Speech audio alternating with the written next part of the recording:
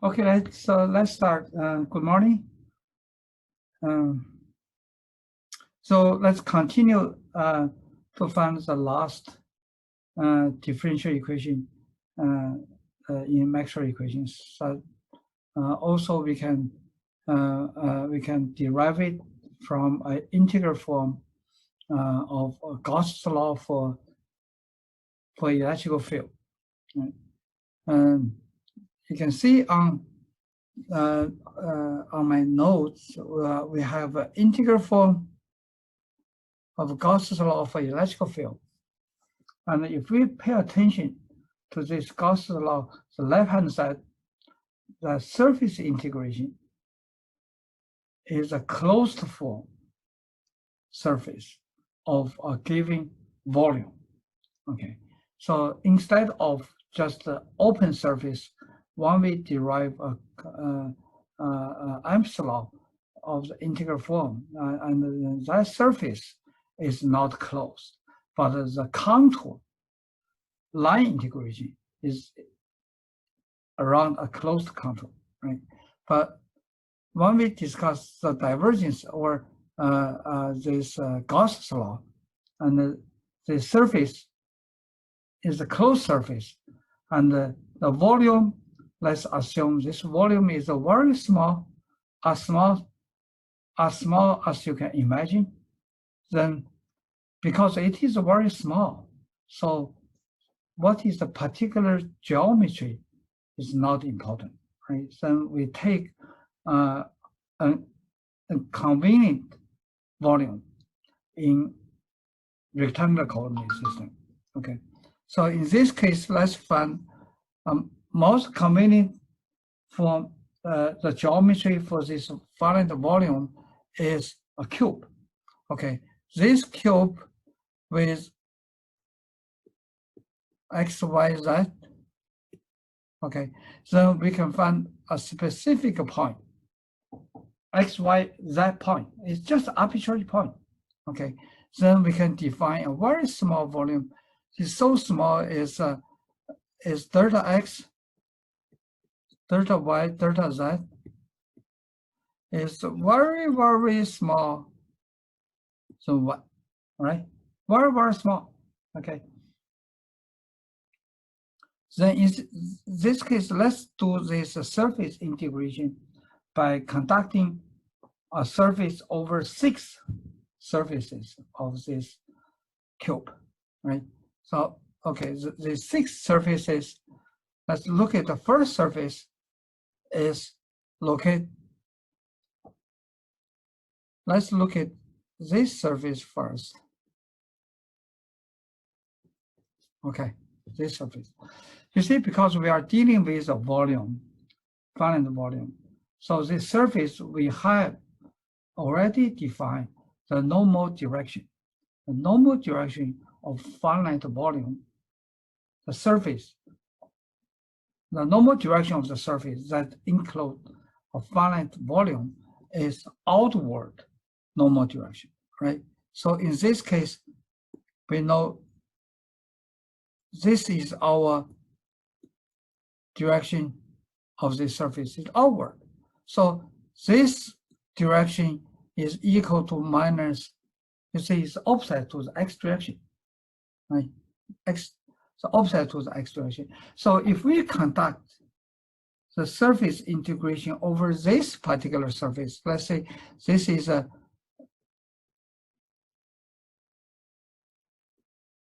if we call the surface 1, okay, so this is surface 1, okay, then the surface 1, because the surface is so small, the field everywhere over this surface is constant, okay, it's constant, right?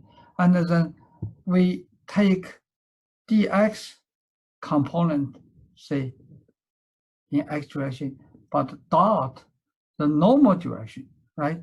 The normal direction is the minus x direction, right? So this is n direction. So therefore, this is a minus dx. So that's why we have a minus sign in this way. Okay, and also because this field is constant everywhere over the surface, and then the surface integration basically is multiplied by the total area, right? So this delta z times delta y, right? So this is total area. So this is how we conduct this first integration, okay? We conduct first integration. The integration over surface one. And another second surface we define. Let's say we define the second surface is offset surface, okay? For offset surface, we know its direction, this nx, right, equal to x, okay? So n, the normal direction equal to the x direction, right? Then in this case, we don't have minus sign, but we multiply by the same area, okay, dy times dz. So we finish the integration of S2, right? And similarly, we can conduct the surface integration in y direction, okay? So y direction, we have, this is one direction, this is say n, we call n3, right? So this direction we call n4. So that means the surface S3, S4, right? Same reason. We have one has a offset, this equal to minus delta y, okay? But this equal to y direction, right? Similarly, we conduct, you see, S5, S6, okay? So S6 and S5.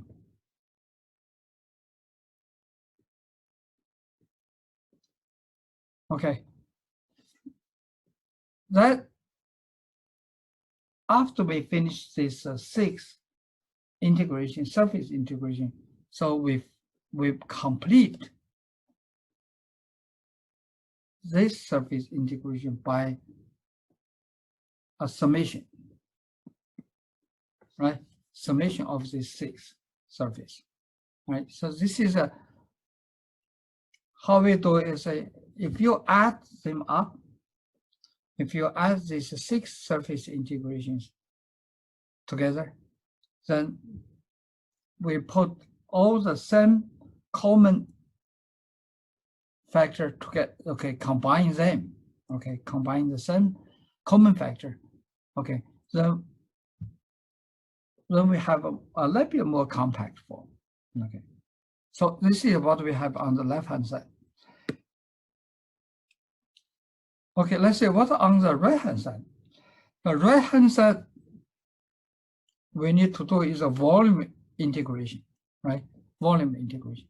This volume integration, this volume integration, you can see because the volume is so small, we can consider this charge density everywhere is uniform.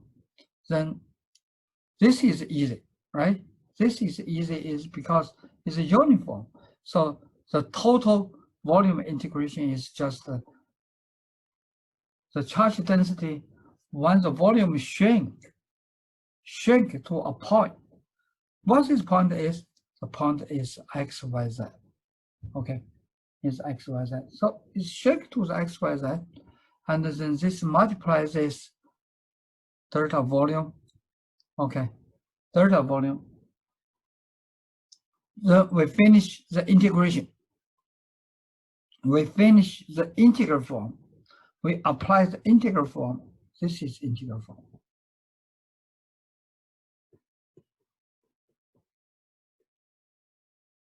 So integral form of Gauss's law for electrical field. And now we need to deal with this very small quantity, delta x, delta y, delta z. Okay. Okay, before we do this, we divide delta x times delta y times delta z on both sides. On this side, and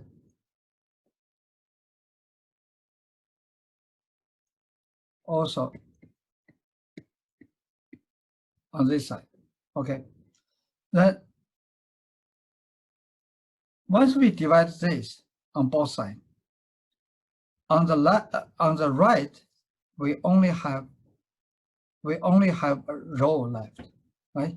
Charge density. And for the first term, when we divide delta y, delta x, delta z, then we have delta x left. Second term, we have delta y left. Third term, we have delta z left. This is very clearly that is a measurement of a change, okay, of the function. What function? Function D. D is electrical field flux density, right? Then what we measure is how fast, or when the function change, okay, over the variable change, right? So this is definition of directivity, okay? But before we take directivity, we must make sure this delta x or every small quantity has to approach to zero, okay? When we approach to zero, then this delta x is not measurable, okay? Before delta x approach to zero, delta x, delta y, delta z is still measurable. So we can use delta x, delta y, delta z to do surface integration and volume integration. Now we have to use a symbol. We have to use a symbol to replace this. Symbol to replace this, right? So this symbol is a partial directivity, okay? This is a partial directivity with respect to x. That's because one function D varies with x variable change, right? And where other variables, y and z, is constant, right? So this we call partial directivity. And similarly, right? And similarly, we have this term goes to this term, right? And then the third term goes to third term, right? Finally, we can write above equation in this way, because don't forget the delta we define. The delta we define is a very, very specific partial differential operator, right? This is a partial x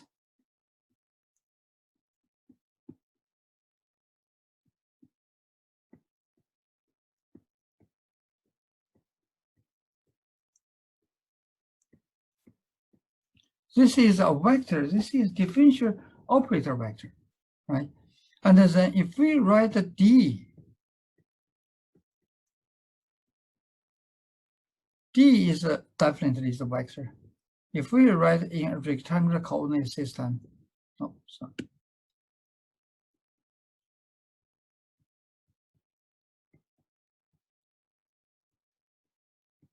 This is also vector, right?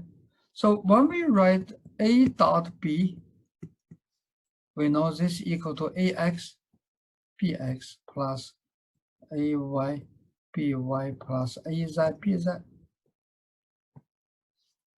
Right, so according to the definition of dot product of these two vectors, we can write this equation in more compact form. This is dot product, okay? This dot product, we have a specific name, okay? This name we call divergence. Okay, we have a specific name we call divergence. Okay, divergence, just now we derived the divergence from what? From intuition, okay? From a very basic definition of integration, okay? Surface integration and volume integration, right?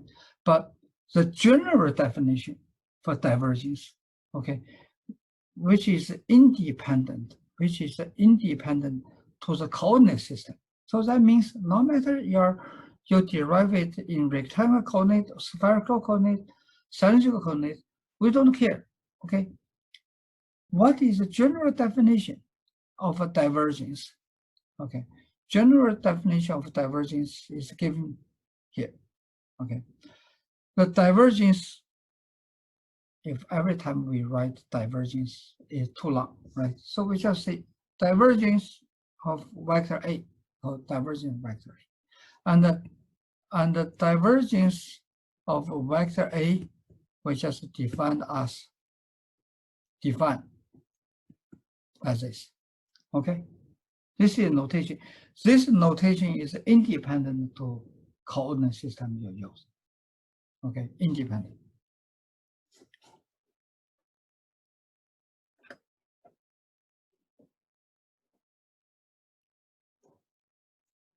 All right, so what does it mean?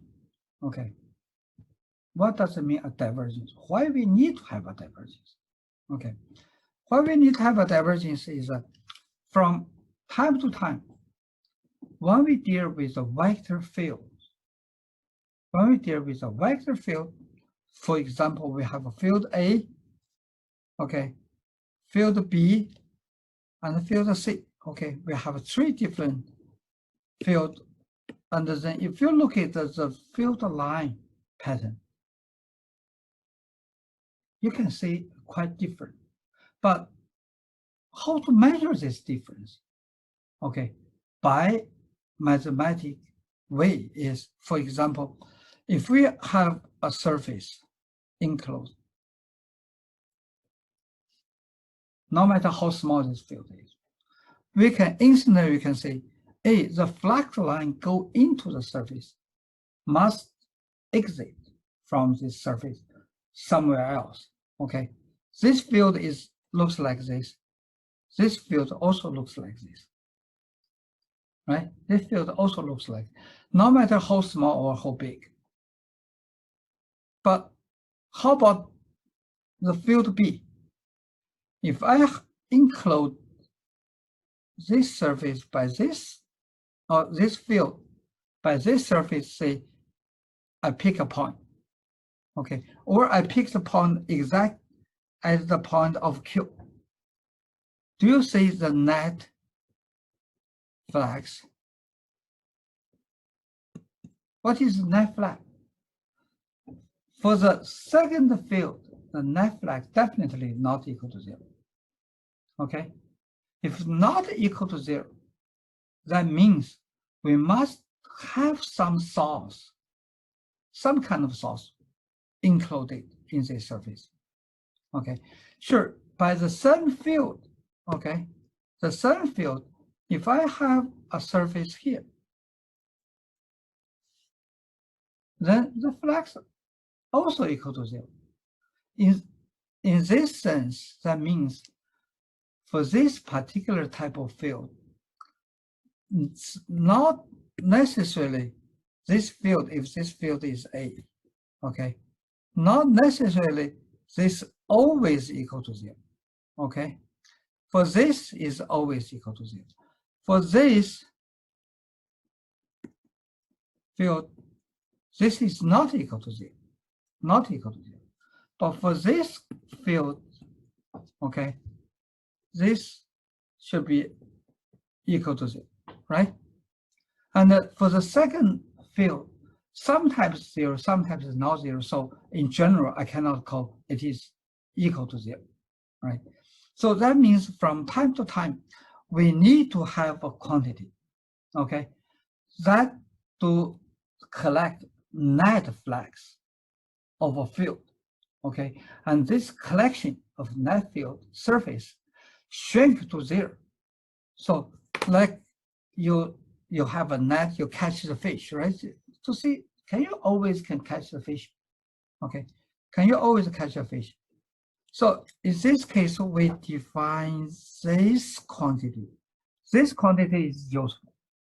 Okay, this quantity is useful to find if the net flex. This is a code, net flex, right? Net flex, to calculate net flex. But why shrink to 0, the surface? Then you can see this quantity always equal to 0, right? No matter you have a source or not, always equal to 0 because the total surface equal to 0, right? So this is still not what I want. I want this surface integration divided by its volume, it's included, also shrink to 0, okay? This also shrink to 0. So 0 divided by 0, that may not be equal to 0, okay? So this is, we can say, inspired from our previous derivation, right? You can see this. So this quantity is very useful. We define it as a divergence. Okay, we define as a divergence. Divergence of a point, sorry, of a field at a point.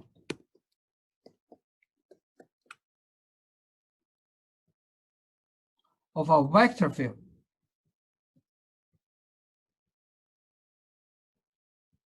at a point.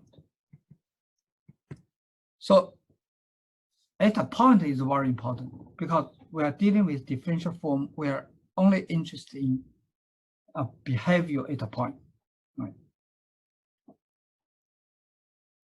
Then the divergence in different coordinate system has a different form. So just now we derived the form in Cartesian coordinate system. Similarly, if you take a differential volume, if you find a differential volume in cylindrical coordinate system, and then you have 6 surfaces, but not the same shape, right? And you follow the same principle, okay? You can find the divergence of a vector field. Also, you can find in a closed form. Similarly, in spherical coordinate system. Okay, so we don't repeat this. And also, you don't need to remember this is always available. Right.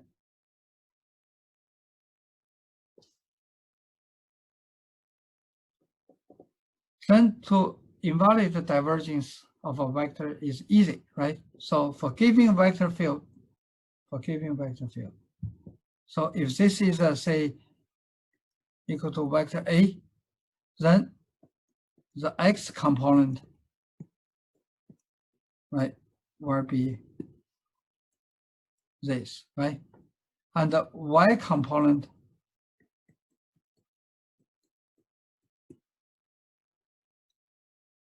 all right, so z component, right? Then you just follow this, right? One by one, then you get the function. Okay, then you get function. So this is a very straightforward. And also, let's say if you want to find, a divergence, that field is more convenient to express in spherical coordinate systems. Okay, then this is a field A, but this A only has a theta component. So if you look at the expression for a spherical coordinate system, so only one quantity that deal with a theta component is this. Okay, only deal with theta component. So this is a vector A expressed by AR, A theta A phi. Okay, so we only have theta component here. This is R component, this is the phi component. So in this case, we just use this formula, right? We use this formula, only one component. The rest of it just a simple partial derivative. From the definition of divergence, it's not difficult to find another very important law we call divergence theorem. Okay, what divergence theorem is? Look at the definition. Okay, look at definition. So if this definition, I just rewrite it, because this, before I take in this delta V goes to infinity. Okay, before I take in this, what I can do is delta V times divergence of A equal to the surface integration of A dot ds, right? Right. Okay, before taking delta V approach to infinity. Okay, so what that means is, if I have a volume, okay, this volume I divide into many small pieces, right? Many small pieces. So each small pieces I have delta volume, okay, delta volume, and its surface. Its surface, we have a normal direction outward, okay, surface direction, right? But if we look at its volume next to it, if I take a volume next to it, the surface integration with its neighbor on the same surface will be cancel each other, right? And then we also have a surface integration, right? So as a result, this will be canceled. This will be canceled. This will be canceled. All this surface in the inner surface will be canceled, right? Okay, and then the only surface integration left is outermost surface, right? So if this is only for I, okay, then this form, if I sum up all this,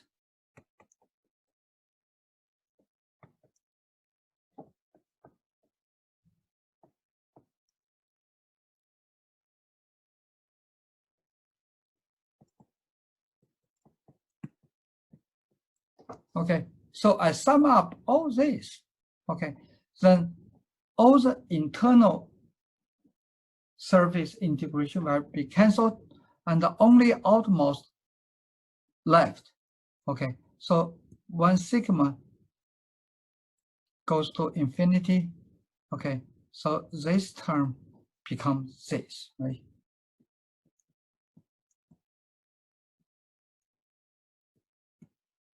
Okay, so becomes this term, and on the left is easy. Okay, because divergence of a vector is always a scalar quantity, right? That is always scalar quantity. So this is a scalar, volume is also scalar. So you add them up, this is become volume integration. Okay, become volume. So this tells us is when you do a volume integration or three-dimensional integration, if you can express your integral in terms of a divergence of a vector, then you can reduce the order of this volume integration to a surface integration. That is the direct surface integration of this vector field, the collection of flags of vector field. Because this is called the divergence theorem. And the divergence theorem can directly lead to another very useful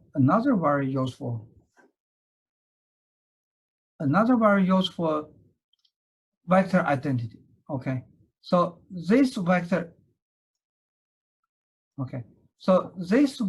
identity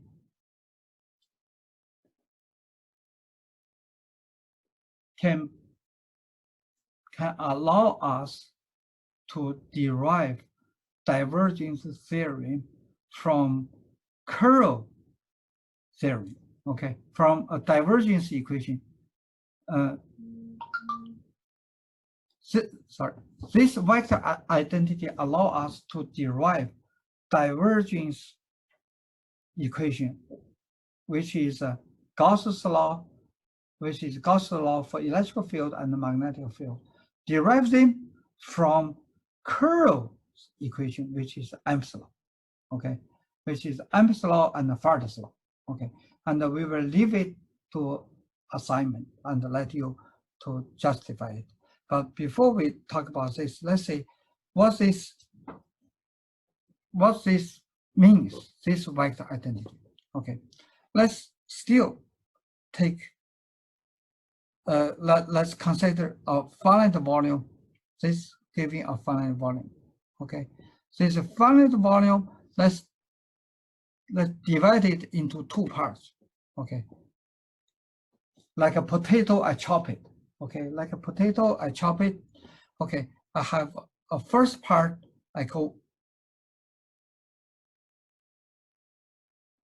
okay, left-hand side, okay? And another part is the right-hand side. The common interface has two contours, okay? Once this potato chopped like this, okay? So I have one surface. If this surface, I call C1, okay?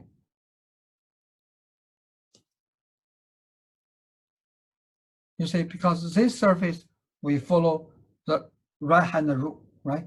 Right-hand rule, we define the normal direction of this surface, follow the right-hand rule. And the other half, okay, other half, if we also follow the right-hand rule, the contour is in an opposite direction, okay? In the opposite direction. So therefore, let's apply the divergence theorem we just had, all right? So suppose this is our integrand. And this integrand, I can have, if I define this as a vector B, okay, because curl of a vector is a vector, right? So according to divergence theorem, so this is B, right? This is B. And however, this B, the surface integration contains two surfaces, S1 and S2, right? Because S1 plus S2 is the total S, So I separate this total S into two terms, this term and this term, right? And each term, we use the Stokes theorem we learned last week, right? We reviewed last week. The surface integration can be expressed in terms of the line integration if the integrand can be expressed in terms of curl of a vector, right? So this is a Stokes theorem. This is Stokes theorem. And again, you see the field vector A is the same vector along the contour C1 and C2. But however, C1 and C2 are in two different opposite directions, So these two integration will be equal to constant equal to 0, okay? Constant equal to 0. Because this is equal to minus C1, right? Equal to minus C1.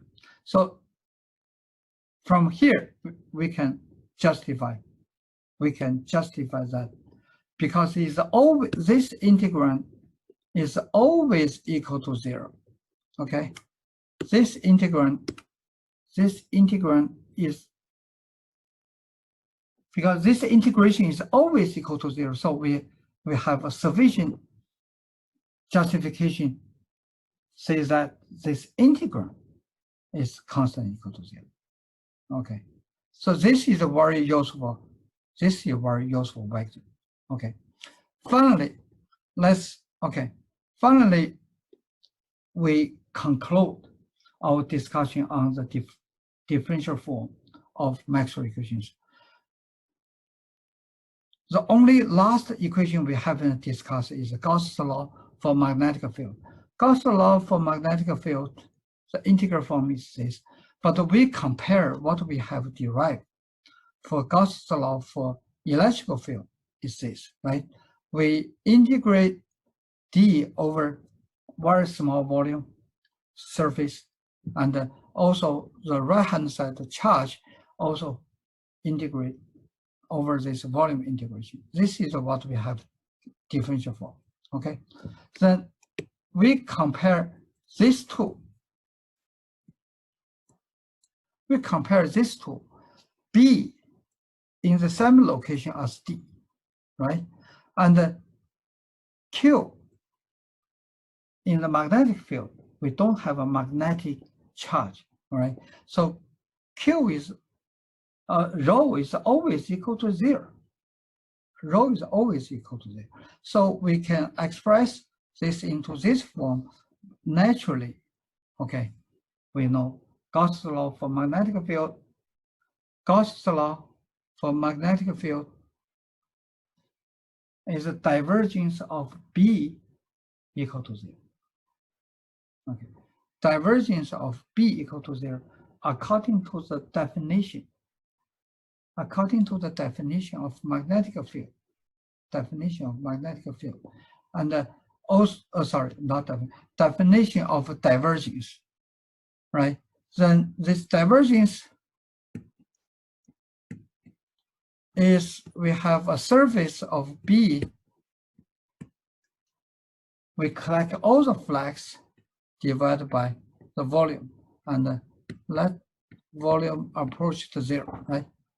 So that means the net flux, when we say this divergence equal to 0, we should reflect the image is the net flux always equal to 0, because according to definition of divergence. Okay, so this term is constant equal to 0. That is the essence of physics. Okay, the essence of physics of magnetic field. Okay, and we follow the same rule, okay, for Gauss's law. Okay, so don't forget we also have another important law. Is called the law of conservation of charge in integral form. We have this, right? So now J is in the position of D, right? J is, let's say J is the position of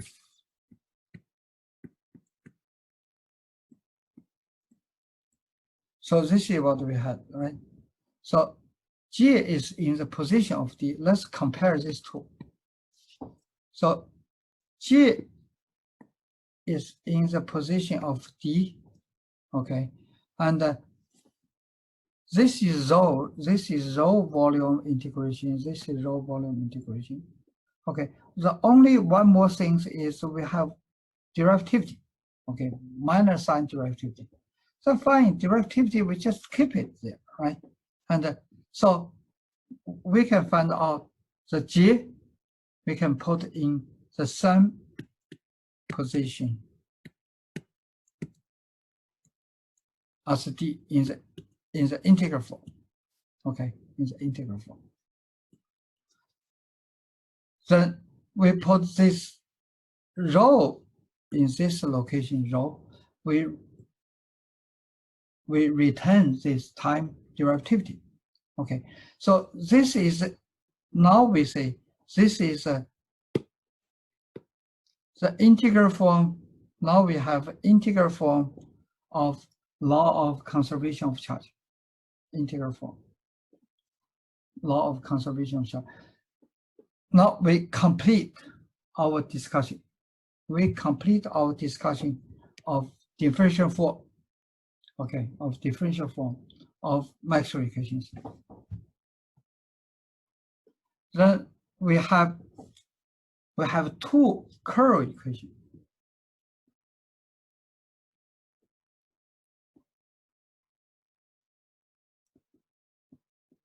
We have two curl equations. We have two divergence equations. Okay, this two divergence equation, using the vector identity we just discussed, we can derive. Okay, so these two equations, we can derive these two divergence equations. Okay, with this law of conservation of charge. Okay, now we have a complete picture by now. Okay, of Maxwell equations, and from tomorrow we will derive all the fundamental equations we are using to deal with Maxwell, to deal with electromagnetic waves, all derived from integral form. All derived from differential form. Okay, all derived from differential form. Then those integral form we use very little. Okay, but most of the time we use differential form.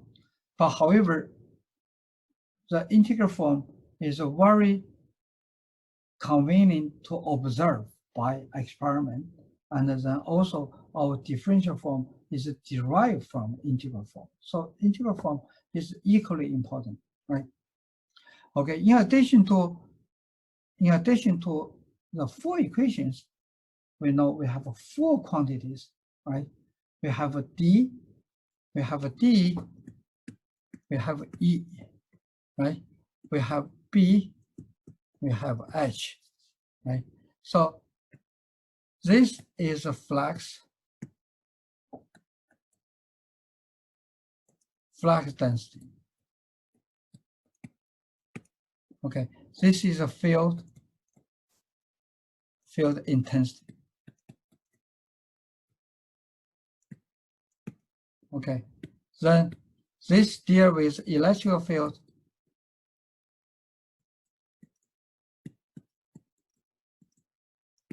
Then this is a magnetic field. Okay, so in short, we don't call too long electrical field, magnetic field. Okay, then we call E field. Then this we call H field. Okay, but if you insist to call D field, that's fine, but you better tell me beforehand. Okay, so we all call E field, H field. Okay, one is electric field, one is magnetic field. Okay, so in addition to these four equations of four quantities, and don't forget we have two very important quantities. One is called permittivity, one is permeability in free space. So they are constant. And they are related. They are related to the speed of light, c. Okay, they are related to the speed of light, c. This is equal to this.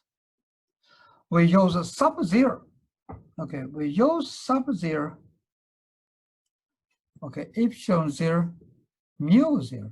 We use 0 means free space.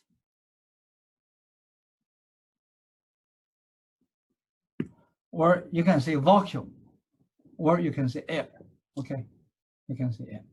Vacuum is two ideas. Maybe it's outer space, that is vacuum. Okay, so on the Earth, so we call air. So we treat the electromagnetic field in air is same as in the vacuum. Okay, we have perfect time.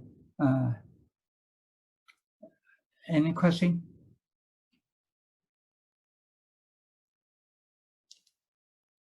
Okay, if no more questions, so don't forget your send a message for attendance check.